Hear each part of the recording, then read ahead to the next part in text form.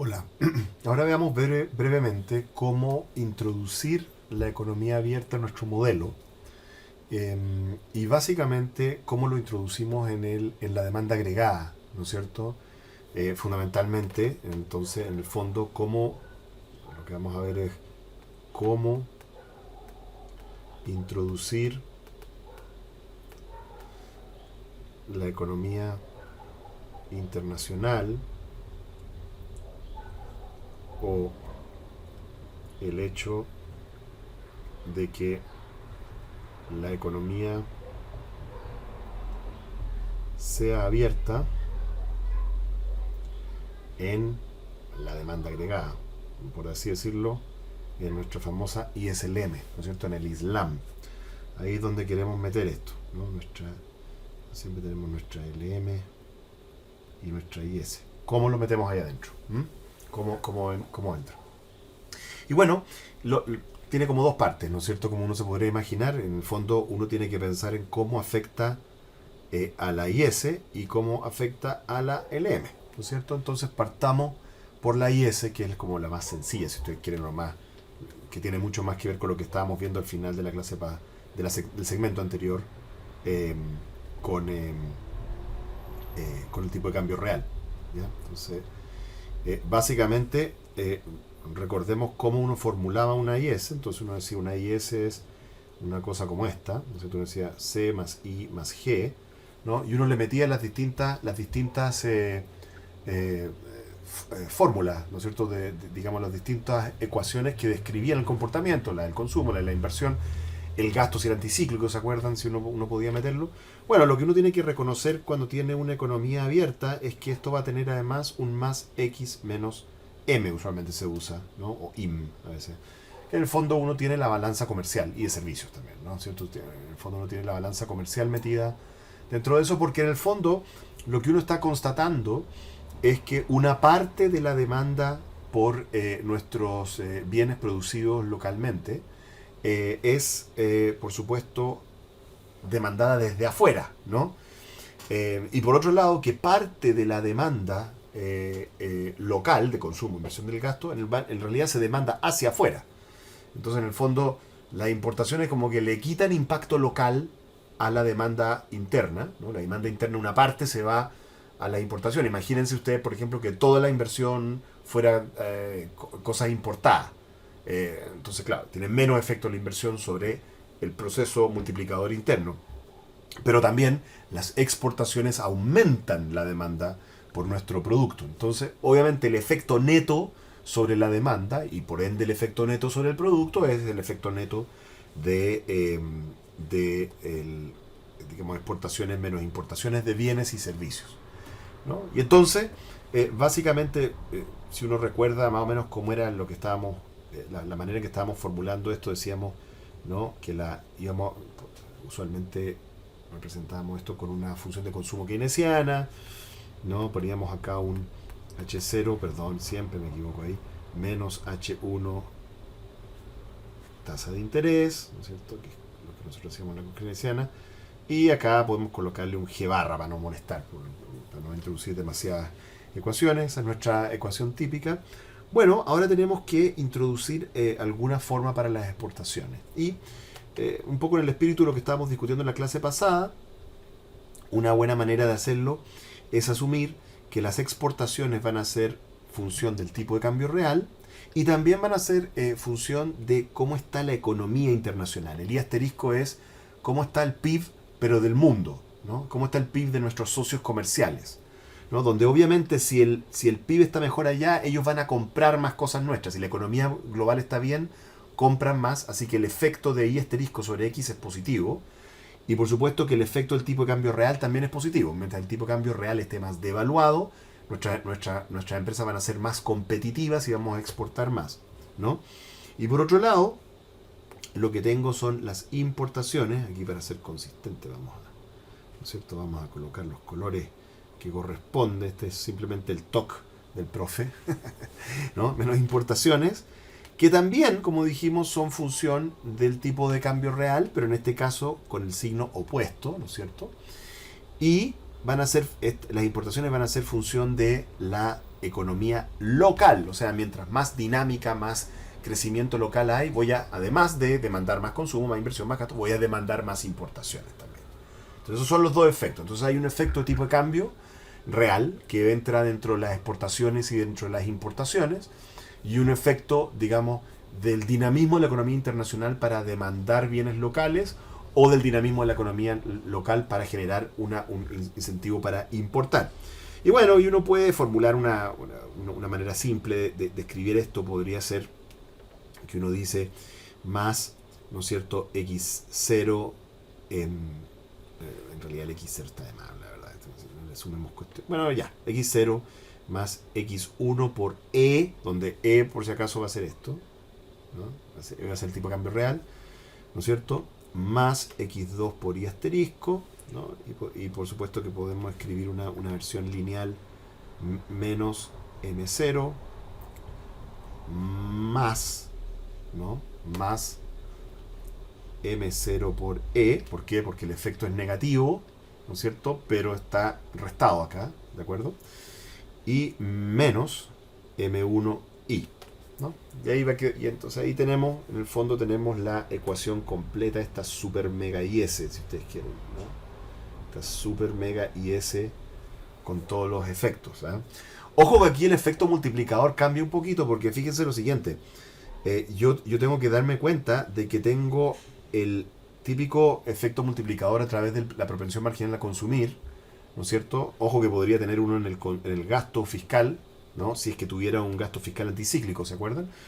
Pero ahora tengo tengo la propensión marginal a importar. Entonces, una manera en que yo podría escribir esto, así como para darme cuenta de esto, es que yo podría decir esto es I, ¿no es cierto?, menos C1I más M1I, que en el fondo pasé esos dos, olvídate del gasto fiscal por un rato, ¿no? Y después todo lo demás, no lo voy a escribir por una lata, ¿no? Todo lo demás, ¿no?, todo lo demás lo metemos en esa caja, ¿no?, que son como los efectos externos, ¿no? Y me queda UI igual todo lo demás, ¿no?, dividido por 1 menos C1 más M1, ¿no? Entonces fíjense bien, digamos, básicamente lo que hace M1 es que me achica el multiplicador monetario.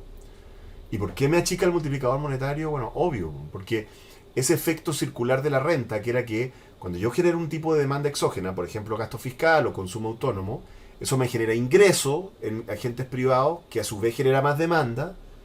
Claro, pero si ese ingreso adicional me genera más demanda, pero parte de esa demanda se va para afuera, se va a las importaciones, me reduce el efecto sobre las empresas locales y la oferta local. Entonces la importación, la propensión, esto también se llama propensión marginal a importar, en el fondo me reduce el efecto, ¿no es cierto?, de la propensión marginal a consumir sobre el ciclo local, porque en el fondo tengo un forado, ¿no es cierto? Una parte del nuevo ingreso, en el fondo, motiva más bien importaciones que demanda interna, ¿ya? Entonces, la propensión marginal a importar me reduce, digamos, el efecto multiplicador. Ustedes tendrían que preguntarse qué es lo que le hace esto a la IS, particularmente qué le hace a la pendiente de la IS. Eso es como sería, se los dejo como tarea. ¿Qué le hace esto de la propensión? O sea, si uno compara una economía con y sin propensión marginal a importar, ¿qué pasa con la IS? Y eso afecta obviamente la política monetaria, afecta la efectividad de mover la LM. Ya, bueno, pero ese sería como el efecto sobre la IS, y lo que queda este inmenso corcho, digamos, ¿no? Entonces típicamente lo que se hace es que uno resume esto y dice, no, esto es demasiado, ¿no? Entonces uno dice, no, mira, vamos, la IS abierta la vamos a escribir así: I igual a sub 0 más A de I más XN, ¿no? P asterisco P, ¿no es cierto? I asterisco. Entonces uno como que resume todo, ¿no? Y a esta parte uno lo llama la absorción interna. Entonces toda la parte que es como interna, C, I, G, todo eso está metido ahí, ¿no? Y hay una parte autónoma y hay una parte que depende de, por supuesto, del ingreso en forma positiva y de la tasa de interés en forma negativa, ¿no? Y las exportaciones netas uno las mete acá, y aquí hay un efecto que tiende a ser positivo. Ustedes van a estudiar a futuro unas condiciones, creo que están referidas en el libro, que se llaman las condiciones de Marshall-Lerner, que son las condiciones que se tienen que cumplir, que son condiciones de elasticidad de demanda. Una cuestión muy técnica, pero casi siempre se cumple que cuando se evalúa el tipo de cambio mejora el balance comercial, ¿no es cierto? Esto aumenta y lo otro disminuye, porque cuando aumenta el I local, en el fondo cae, ¿no? Entonces esa es la IS, ¿no? ¿Ah? Y básicamente, digamos, lo único que necesitamos saber es que si dibujamos ahora la IS, ¿no es cierto? Tenemos producto y tasa de interés, ¿no? Y dibujamos nuestra querida IS, ¿no? Bueno, una de las cosas que va a ocurrir, ¿no? Es que el tipo de cambio real, ¿no? Cuando aumenta el tipo de cambio real, me mueve la IS hacia afuera. ¿Por qué? Porque me vuelvo más competitivo y aumenta la demanda por nuestros bienes, exporto más, importo menos. Y cuando se cae el tipo de cambio real, ¿no? Cuando el tipo de cambio real cae, acá arriba, se contrae la IS, ¿no es cierto? Por la razón inversa. Básicamente eso ocurre. Y también aparece este otro efecto exógeno, que es el efecto de la economía internacional, ¿no es cierto? Cuando la economía internacional anda bien, ¡pum!, se expande la IS, ¿de acuerdo? Cuando la economía internacional se deprime, como ahora, también se contrae la IS. Y recuerden que quiero que revisen dos cosas. Bueno, si quieren revisen eso, digamos, las condiciones de Marshall-Lerner, que es una condición matemática de elasticidades.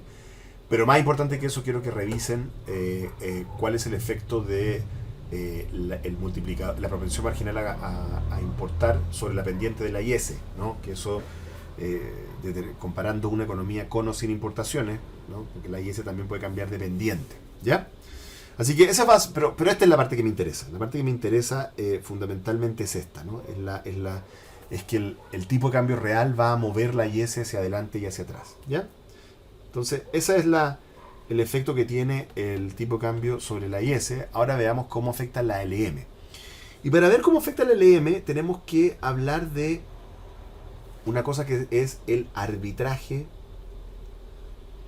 de tasas, ¿no? Entonces, consideremos básicamente una situación en la cual hay un inversionista. Aquí, como ustedes pueden ver, no soy muy bueno para el arte. Es un inversionista, así que le vamos a hacer un sombrero de copa, digamos, ¿eh?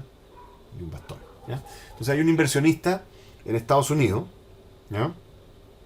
Entonces este es un inversionista en Estados Unidos. Vamos a hacerle la bandera acá, ¿no? Entonces, de puro odioso, de puro ocioso nomás, le vamos a hacer, ¿no? La parte azulita y las linecitas, ¿no es cierto?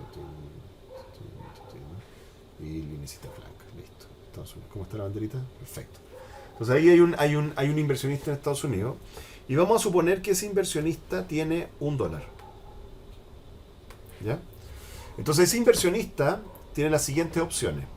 Opción número 1, invertir en Estados Unidos, ¿no? Entonces en el momento t igual 0, él tiene $1. ¿Ya? Y en el momento t igual 1, él lo que va a tener es 1 más R asterisco. La tasa, y donde R asterisco va a ser la tasa de interés que él obtiene en Estados Unidos. ¿De acuerdo? Usemos R. 1 más I asterisco. La tasa de interés que él obtiene en Estados Unidos. ¿Cierto? Cualquiera. La que le den allá, la rentabilidad que obtenga allá. Y la otra opción que él tiene es la opción de venir a invertir en Chile. En Chile. ¿No es cierto? Entonces en T igual 0, ¿no es cierto? Él no va a tener 1, sino que va a tener E. ¿No es cierto? Va a convertir ese dólar en E. ¿No? ¿De acuerdo? Y en el futuro, en t igual 1, lo que va a tener es 1 más I por E, perdón, este va a ser E0, el tipo de cambio en el momento es 0, ¿no? O sea, esos E0 va a ganar la tasa de interés chilena, pero después, cuando vuelve a Estados Unidos, va a tener que convertirla a la tasa, al tipo de cambio de ese momento. ¿De acuerdo? Entonces, él tiene que comparar, ¿no es cierto?, la opción de invertir en Estados Unidos, que le da 1 más I asterisco, y la tiene que comparar con la opción de invertir en Chile, que es 1 más I E0 partido por E1. Uy, ahí me estoy tapando la fórmula. ¿De acuerdo? Que otra manera de escribirla, ¿no es cierto?, es 1 más I partido por E1 partido por E0. El tipo de cambio, o sea, por ejemplo, si el tipo de cambio pasó de 700 a 800, sería 800 partido por 700, ¿no? Y que otra manera de escribirlo es 1 más I partido por 1 más la devaluación, que a veces la ponemos como E punto. Ahí, E punto. Ahí, E punto. ¿No? Entonces la tasa de devaluación, igual que la tasa de interés, pero la tasa de devaluación del tipo de cambio. Entonces él va a estar comparando 1 más I asterisco con 1 más I por 1 más E punto. Bueno, y entonces ahí la fórmula es la siguiente. La fórmula es siempre que, escribamos esto de nuevo, ¿no? Siempre que esto sea cierto, él va a preferir, ¿no?, invertir en Estados Unidos, ¿no?, en teoría. Y siempre que esto sea cierto, va a preferir invertir en Chile. ¿De acuerdo? Y a esto de comparar las tasas de interés que yo puedo ganar o la rentabilidad del capital que yo puedo ganar en Estados Unidos o en Chile, ¿no es cierto? Pero tengo que darme cuenta de que, claro, las tasas importan en moneda local, pero importan considerando lo que va a pasar con el tipo de cambio. ¿De acuerdo? Porque tengo que ir y venir del tipo de cambio. El tipo de cambio no siempre es el mismo. No tiene por qué ser cierto que cuando yo entro en ese país, el tipo de cambio es lo mismo que cuando yo salgo. A ese proceso de análisis para ver qué me conviene se conoce como arbitraje de tasas. Arbitraje de tasas. ¿Ah? Y lo que ocurre básicamente es que si un mercado internacional funciona bien, ¿no?, si es que la tasa de interés, si es que es más atractivo invertir en Estados Unidos, ¿no es cierto?, todos los capitales se van para allá. No solo se quedan allá los del inversionista norteamericano, sino los que de acá se van para allá. Y si en cambio es más atractivo invertir acá, todos se vienen para acá. Y los de acá se quedan y los de afuera vienen. Y el único equilibrio posible es este. El equilibrio en el cual se iguala la rentabilidad, ¿no? Una vez que se han producido todo el arbitraje, una vez que se arbitró el diferencial de trazas, así se dice, una vez que se produjo el arbitraje, que se arbitró el diferencial de trazas, tiene que igualarse el retorno a igual moneda, digamos, ¿no es cierto?, de invertir en Estados Unidos y en Chile. Ahora, una cosa importante sí darse cuenta es que cuando este análisis se hace al principio, ¿no? Este análisis se hace al principio, cuando él decide si va a Estados Unidos o a Chile. Por lo tanto, por ejemplo, él podría saber cuál es el tipo de cambio actual, ¿no? Y potencialmente las tasas de interés las podría saber, digamos, porque va a comprar unos bonos que tienen una tasa de interés bien escrita, ¿no es cierto?, determinada. Podría ser, no siempre, pero podría ser.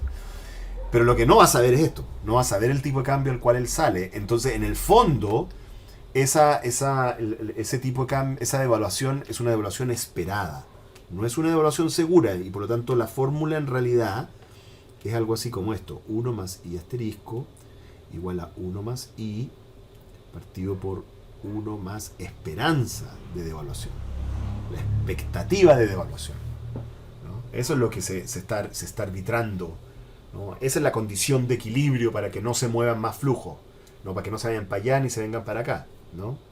Bueno, una cosa que pasa con esa ecuación es que si ustedes la miran un poquito, la ecuación dice, ¿no es cierto?, 1 más I asterisco, la tasa de interés internacional, es igual a la tasa de interés local deflactada por la expectativa de devaluación, ¿no es cierto? Entonces yo paso a multiplicar eso allá arriba, me queda 1 más I asterisco por 1 más E, ¿no?, está multiplicado igual a 1 más I, ¿no es cierto? Entonces hago la multiplicación, me queda 1 más I asterisco más expectativa de devaluación más I asterisco por expectativa de devaluación igual a 1 más, saquémoslo, paréntesis, 1 más I, ¿de acuerdo? ¿Ya? Entonces lo que hacemos es que primero sabemos que se cancelan estos dos unos, ¿no? Y la otra cosa que ocurre es que esto lo aproximamos a 0. ¿Por qué? Porque es una tasa, que usualmente es un número chico, así como 3%, 4%, por una expectativa de evaluación, que usualmente también es un número chico, 2, 3%, especialmente si estamos hablando de transacciones de corto plazo. Las devaluaciones pueden ser 1%, menos de 1%. Entonces, cuando uno multiplica dos números muy pequeños, es casi 0. Y eso significa que lo que queda lo que queda es básicamente esto, ¿no es cierto? Que la tasa de interés local tiene que ser igual a la tasa de interés internacional más la expectativa de devaluación. Y a esta ecuación se le conoce como la ecuación de arbitraje de tasas o de paridad de tasas, ¿no? Entonces, que en los mercados internacionales tiene que haber una cierta paridad de tasas, ¿ya? Pero esa paridad de tasas tiene que ver con la expectativa del tipo de cambio. ¿Ok? Bueno, eso lo que hace es que cambia nuestro ISLM, pues, ¿no? Porque en el fondo antes teníamos, ¿no es cierto? Básicamente teníamos tasa de interés, ¿no es cierto? Y producto, y escribíamos nuestro ISLM, ya, pero ahora tenemos una paridad de tasas y asterisco más expectativa de devaluación, ¿no? Y sabemos que siempre que la tasa de interés local esté por arriba de acá, ¿no? Cuando la tasa de interés local va a estar por arriba, lo que va a ocurrir es que van a entrar capitales. Van a entrar dólares. Y si entran dólares, esto va a revaluar el tipo de cambio, ¿no? Y en cambio, ¿no es cierto? Si uno está aquí abajo, ¿no es cierto? Si la tasa de interés está muy baja, debajo de paridad, van a salir capitales. Y esto implica que se va a devaluar el tipo de cambio, ¿no? Entonces arriba entran capitales, se revalúa el tipo de cambio, que se inunda de dólares. Abajo salen capitales y por tanto se devalúa el tipo de cambio, ¿no es cierto? Porque salen dólares. Así que eso es lo que se produce, ¿ya? Y entonces aquí lo que colocamos es nuestra IS y nuestra LM. Entonces aquí está la LM, ¿no? Y aquí está nuestra IS. ¿Ya? Y esto que le estoy mostrando acá es lo que se conoce como el modelo de Mandel-Fleming,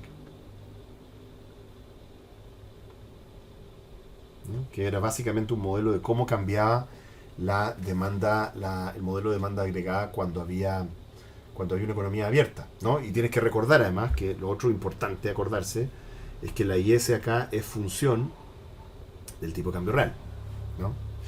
Es función del tipo de cambio real. Ok, entonces lo que tenemos el modelo básico y ahora veamos cómo funciona y con eso terminamos.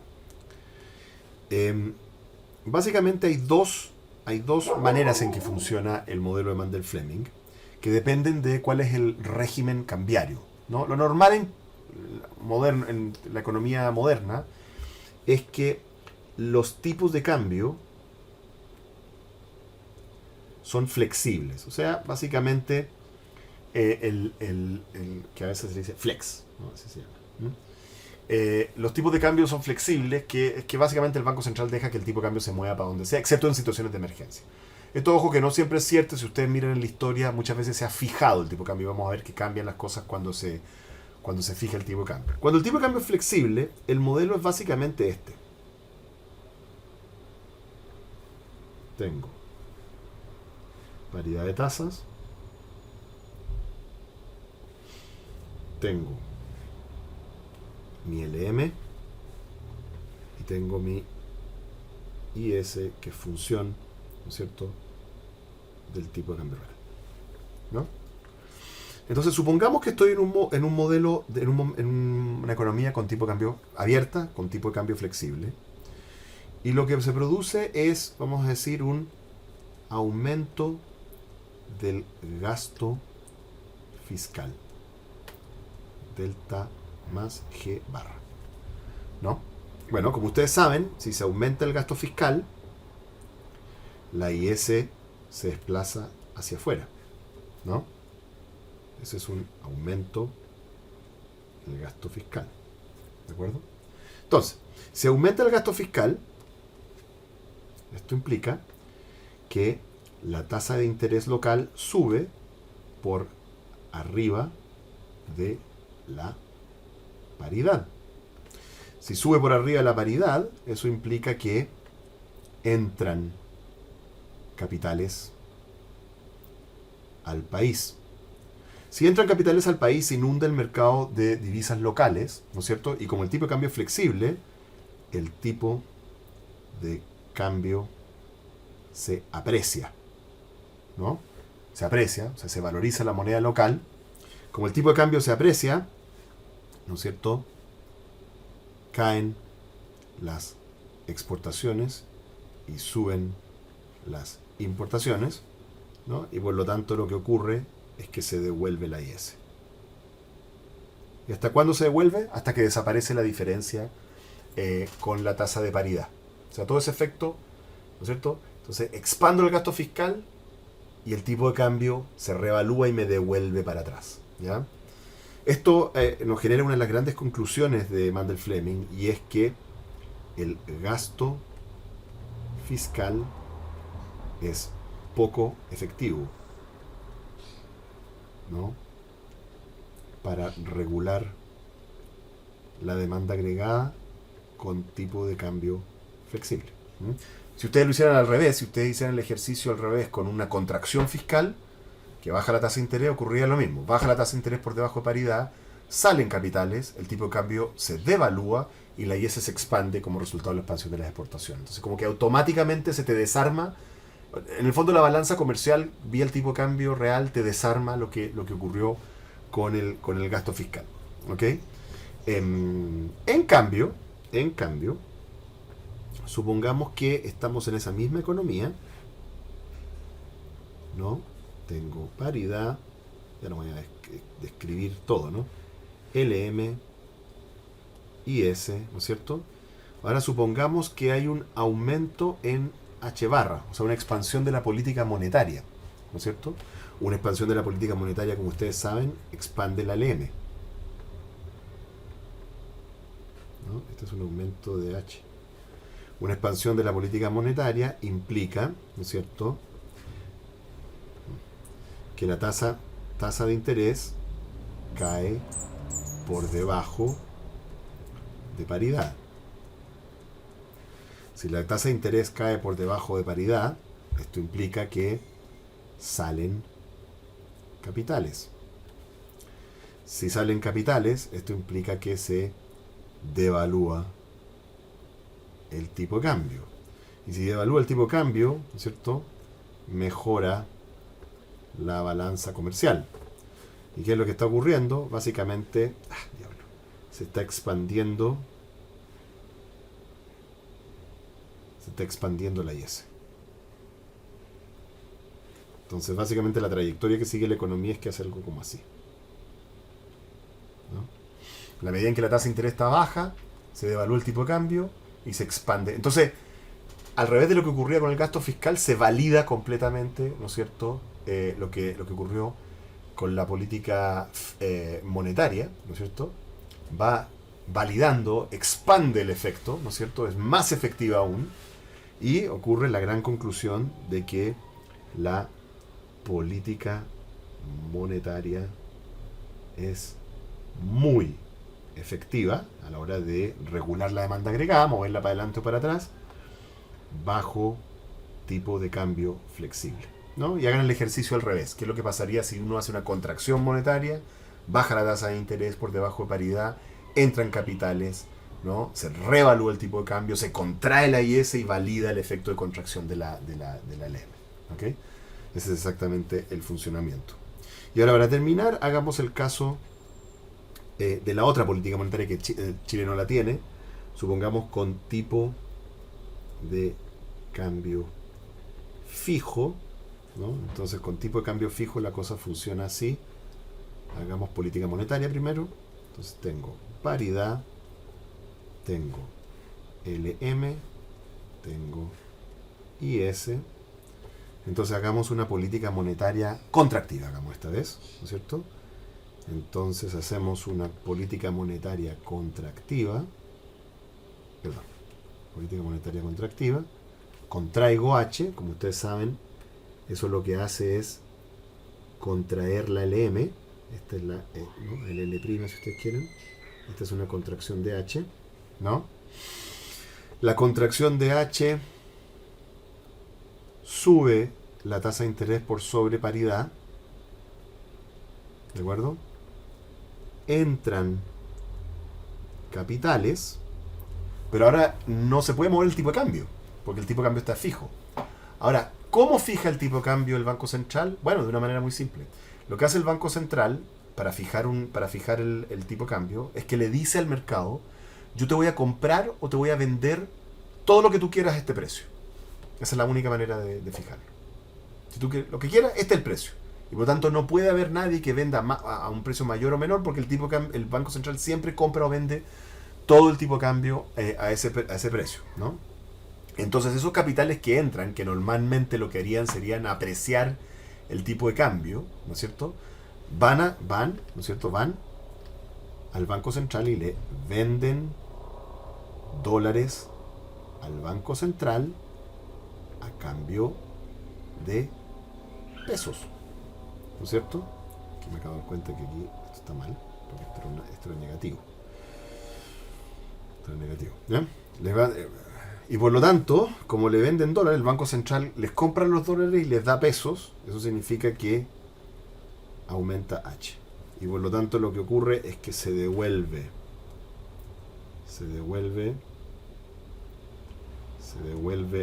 la LM, ¿no es cierto? Entonces, contraigo la cantidad de dinero, sube la tasa de interés, vienen los capitales, porque la tasa de interés está por sobre paridad, vienen con dólares y se dan cuenta de que le pueden vender al Banco Central al tipo de cambio fijo, ¿no? Le venden al Banco Central, que está manteniendo el precio. Los privados en realidad encuentran que hay demasiados dólares. Si fuera por ello, el dólar debería apreciarse, pero el Banco Central mantiene el precio alto.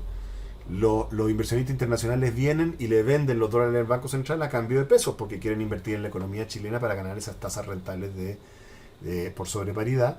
Y por lo tanto se expande la cantidad de dinero y se desarma la contracción fiscal. Y por lo tanto aparece la conclusión clásica de que con tipo de cambio fijo, ¿no es cierto?, la política monetaria no es efectiva. Justo al revés del otro caso. En tipo de cambio flexible, la política monetaria era efectiva, ¿no es cierto?, y la política fiscal no lo era. Entonces veamos acá la política fiscal. Con eso quedamos listos. Le hago un diagrama y se acabó, ¿no es cierto? La política fiscal, entonces tengo mi IS y LM, tengo paridad, tengo LM, tengo política fiscal, ¿no es cierto? Tengo la IS, acá tengo la paridad, ¿no es cierto? Y asterisco más expectativa de esto. No, y ahora supongamos que hay una contracción del gasto fiscal, ¿no? Pero con tipo de cambio fijo. Entonces la contracción del gasto fiscal me contrae la IS, ¿no? Esto implica que tasa de interés cae por debajo de paridad, ¿no? Salen capitales. Esos capitales, para salir, lo que quieren es vender cosas en pesos y comprar dólares, ¿no? Entonces hay más demanda por el dólar debería subir de precio, debería devaluarse la moneda, ¿no? En el mercado privado se tendería a devaluar la moneda, pero el Banco Central dice: no, está fijo el precio. Entonces todos estos individuos lo que hacen para sacar sus dólares es que van al Banco Central, le entregan pesos al Banco Central y sacan dólares para llevárselos. Entonces, ¿no es cierto?, lo que ocurre es que le entregan pesos al Banco Central, salen dólares, pero al final lo que hace el Banco Central es absorber pesos. Y se contrae H, ¿no? Y por supuesto lo que ocurre ahí es que se contrae H, un poco similar a lo que ocurría en el otro caso, y se valida, ¿no es cierto?, la contracción fiscal, ¿no? Y entonces acá lo que ocurre es la política fiscal es de máxima efectividad con tipo de cambio fijo, que también se dice fix, ¿ya? Entonces practiquen estas políticas monetarias para ver, ¿no?, cuáles son más efectivas con tipo de cambio flexible, para allá, para acá, contractiva, expansiva. Y recuerden que siempre que estamos modelando la ISLM, la posición final de la ISLM lo que me va a dar es la posición de la demanda agregada. Esto va a determinar la capacidad que tiene el Banco Central y el Fisco de regular la demanda agregada. Por ejemplo, cuando ocurre un shock, ¿no es cierto?, que yo necesito expandirla para evitar que haya una recesión tan fuerte, o necesito contraerla para evitar que haya mucha inflación, ¿no? esto me va a mostrar qué tipo de política es más efectiva. Y básicamente, ¿no es cierto? Al final el diagrama te muestra que tienes como un conjunto de opciones. Eso es lo que te mostró Mandel Fleming, lo que le ganó el premio Nobel al final, ¿no? En que tú tienes básicamente las dos políticas, ¿no es cierto? La política monetaria, ¿no es cierto? Y tienes la política fiscal, ¿no? Y tienes el régimen fix, o sea, y flex, ¿no? Tienes la política, el tipo de cambio en régimen fijo o flexible, ¿no? Y como ustedes recuerdan, en el fondo lo que decíamos era que la política monetaria, ¿ah? Era de mini, o sea, era efectiva bajo tipo de cambio flexible y era inefectiva bajo tipo de cambio fijo, ¿no es cierto? Y la política fiscal era efectiva bajo tipo de cambio fijo y era inefectiva, ¿no es cierto? Era inefectiva bajo tipo de cambio flexible, ¿no? Eso es lo que está. Entonces ahí está como tu menú de opciones para determinar cuál vas a usar. Así que repasen esto y vean cuál es el efecto sobre la demanda agregada, ¿no? Y así es como uno le mete, ¿no es cierto?, la parte de economía abierta a un modelo de demanda agregada como el que muestra aquí. Nos vemos en la clase.